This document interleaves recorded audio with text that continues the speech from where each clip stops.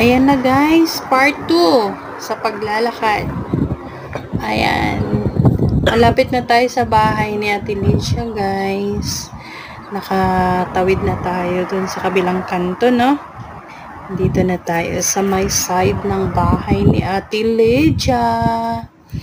Ayan. Yan lang naman ang kasama ko si Ate Licia pag nilabas kami. Andyan. Yan yung mga cars na yan. Ano yan siya? Dental clinic yan siya.